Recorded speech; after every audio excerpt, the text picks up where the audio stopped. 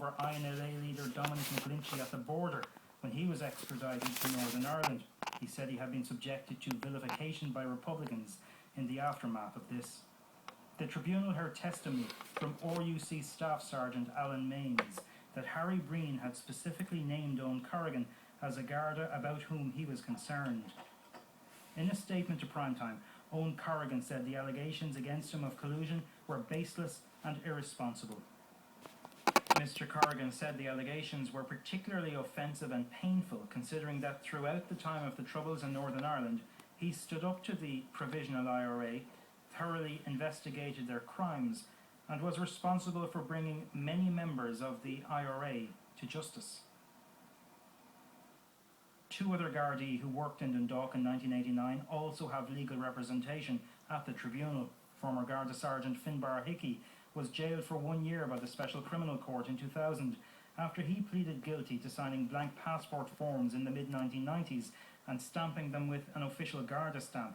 3 of those forms ended up being used by senior members of the IRA to obtain false passports.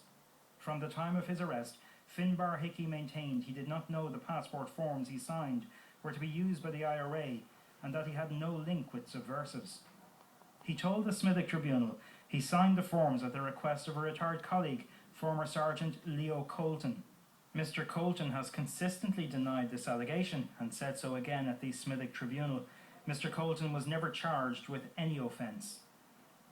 In its opening statement, the tribunal said it was keenly aware rumours of collusion had been circulating for more than 20 years, and that if anyone has been wrongly implicated, they are entitled to have their name cleared.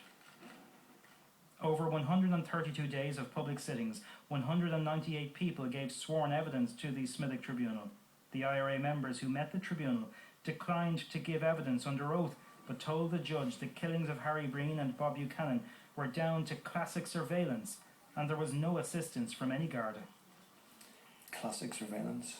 No, I can't see that. The circumstances behind that particular day and pertaining to that day was certainly not classic surveillance. If you take the facts as they were presented to me at that time and subsequently, and on reflection, and bearing in mind that I spent a lot of time down in South Armagh, both in uniform and CID, you got to know how they moved and how they thought. And for the Provisional IRA in South Armagh to take a chance on that day to put several volunteers together, probably upwards of 20 to 30, that doesn't happen just like that. It just doesn't happen. Given the support that the IRA had from different sectors of society in North and South at different periods throughout the Troubles, it would be extremely surprising if there hadn't been collusion from individual Garda officers.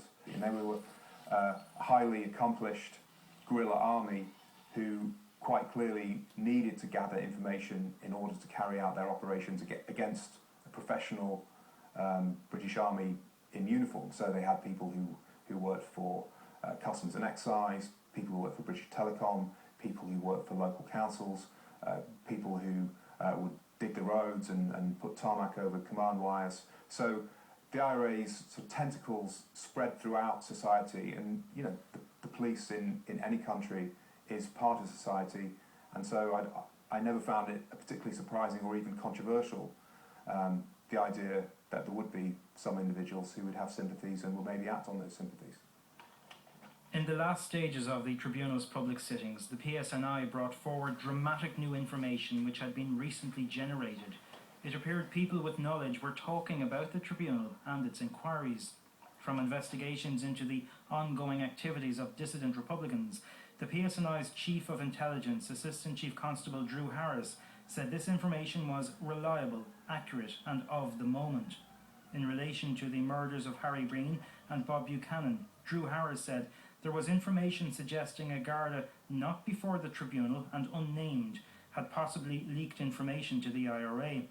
The Assistant Chief Constable said intelligence suggested the information leading to the murders of Lord and Lady Gibson in 1987 had emanated from within An Garda Síochána.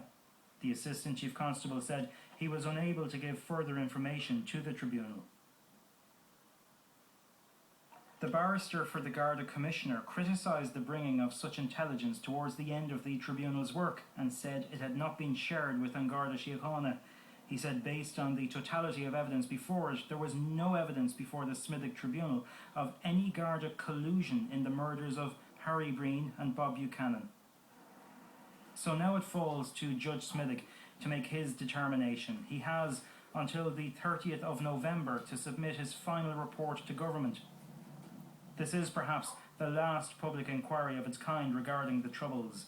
Never has the tribunal investigated such serious matters, and Judge Smithwick's report will come at a time when political leaders from all sides are trying to reach a consensus on how to best deal with the past.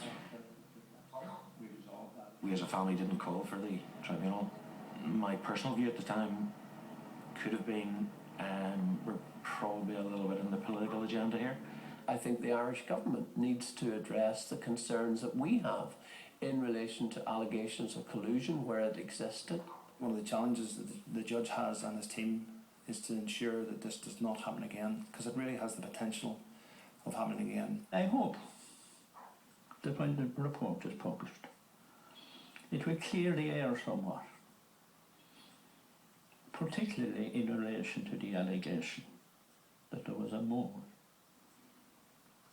in Dundalk Garda Station, and let us move on from there, I think. Yeah. On a sunny afternoon almost 25 years ago, Harry Breen and Bob Buchanan left Dundalk Garda Station to head home to the north. Minutes later, on a border road, they died a clinical and brutal death at the hands of the IRA in circumstances that are still unclear. It's not a pleasant experience to see somebody shot in front of you. I just try not to think about it.